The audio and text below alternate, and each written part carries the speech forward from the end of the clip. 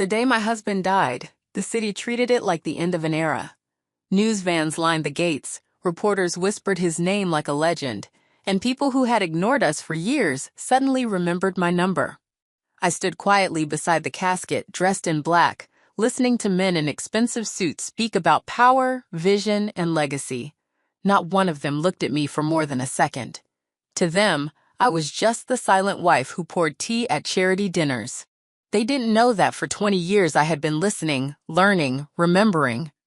When the will was read, the room froze. Everything, companies, properties, shares, control, was left to me. My stepson's face drained of color, his jaw tightened, and in that moment, grief turned into hatred. I felt it like a cold wind. He didn't speak to me that night, but I knew this wasn't over. Power is never surrendered quietly, especially to someone the world has already decided is weak. Within a week, the lawsuit arrived. The words were sharp and humiliating, calling me an uneducated housewife, a manipulator who had poisoned his father's mind. Friends stopped calling. Business partners hesitated. My stepson went on television, his voice shaking with fake pain, saying he only wanted justice. Behind closed doors, he hired the city's most feared lawyer, a man known for destroying reputations before trials even began. People advised me to settle, to give up most of the empire and live comfortably somewhere quiet. They said court would crush me. I smiled and thanked them. At night, alone in my study, I opened old notebooks filled with coded notes, contracts I had reviewed silently, meetings I had attended without speaking. My husband hadn't married me for decoration. He had trained me in shadows, knowing one day I would need to stand alone. The storm was coming, and I was ready to walk into it. The first court date arrived like a spectacle. Cameras flashed as I stepped out of the car. I could feel the judgment in every stare. Across the room, my stepson sat confidently beside his lawyer, smirking. The lawyer glanced at me casually, then stopped. His face went pale. He stared as if he had seen a ghost. Papers slipped from his hands, the briefcase hitting the floor with a loud echo that silenced the courtroom. Slowly, unbelievably, he straightened his jacket and bowed his head toward me. A whisper moved through the room. "It's really you," he said, voice barely steady. I can't believe it. My stepson turned, confused, anger flashing in his eyes. He demanded an explanation, but the lawyer couldn't speak. I met his gaze calmly. Years ago, before the city knew his name, I had dismantled a global syndicate from behind a false identity. He had lost everything because of me and never known who I was, until now. The judge called the court to order, but the balance had already shifted. The lawyer requested a recess, clearly shaken. My stepson followed him into the hallway, shouting. I sat quietly, hands folded, heart steady. Memories surfaced. Nights spent studying international law, financial systems, human behavior. I had lived multiple lives under different names, erased and rebuilt myself more times than anyone could imagine. My husband had found me not because I was helpless, but because I was dangerous in the right way. During the recess, messages flooded my phone. Old contacts, long silent, suddenly remembered who I was. By the time court resumed, my stepson's confidence had cracked. He kept glancing at me, searching my face for weakness and finding none. He still believed this was about inheritance. He had no idea this was about survival. As the trial progressed, his case began to unravel. Evidence he assumed was hidden surfaced effortlessly.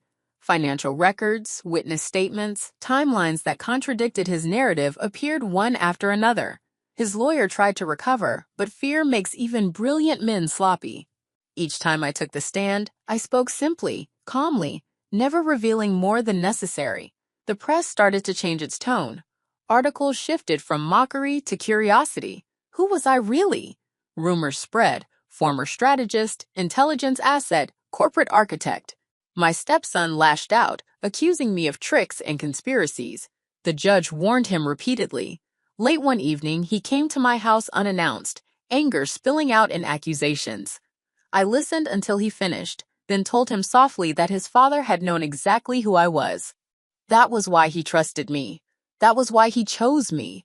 The realization in his eyes wasn't just fear, it was regret. By the end of the week, the city understood something my stepson still refused to accept. I had never been an uneducated housewife. I had been waiting, and now that the game had begun, there was no turning back. The pressure broke him slowly. My stepson began making mistakes outside the courtroom. Rash phone calls, angry meetings, careless threats. Power had always been handed to him. He had never learned restraint. Through channels he didn't know I controlled, his private moves were quietly recorded, documented, preserved. Meanwhile, the empire he thought he was fighting for started responding to me. Board members who once avoided eye contact now requested private meetings. Employees sent anonymous messages thanking me for stability. I didn't rush. I let fear and uncertainty work on him while I rebuilt trust brick by brick. In court, his lawyer grew increasingly hesitant, objecting weakly, missing opportunities. He avoided looking at me entirely. One afternoon, he approached my counsel and whispered that he wished to withdraw. Contracts, pride, and fear kept him trapped. He knew fighting me further would end him completely. The turning point came when I introduced a single witness. A man no one in the room recognized, dressed plainly, voice steady. He spoke about offshore accounts, shell companies, and secret attempts to move assets during my husband's final months. Every word tightened the air. My stepson stood up shouting that it was a lie, that I was manipulating the court again. The judge ordered him to sit.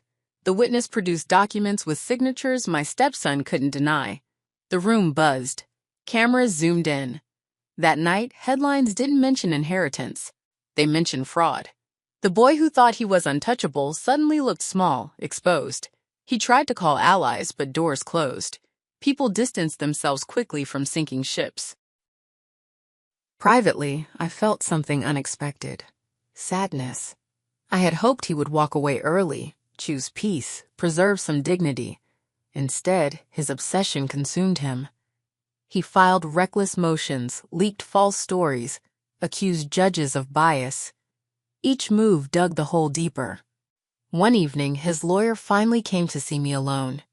He looked tired, older. He admitted he had underestimated me, admitted fear, admitted respect.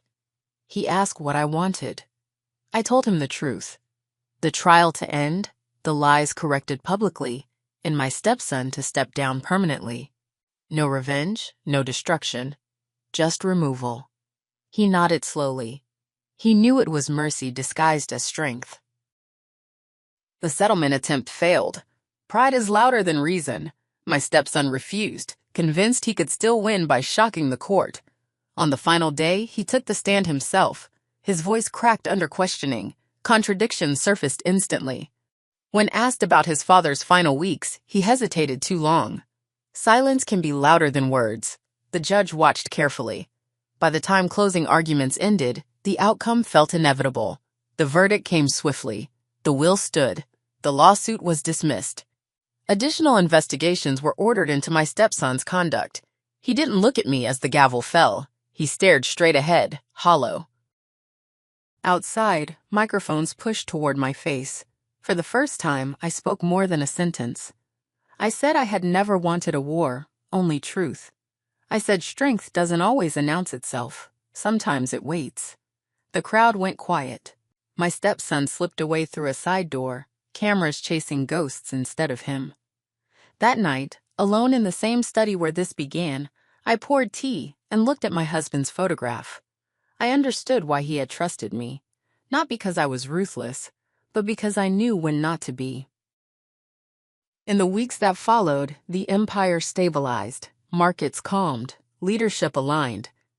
I restructured quietly, rewarding loyalty, removing corruption. My stepson disappeared from public life, his name becoming a cautionary tale whispered in boardrooms. As for me, the city finally learned who I truly was, but only partially. Some truths are safer kept private.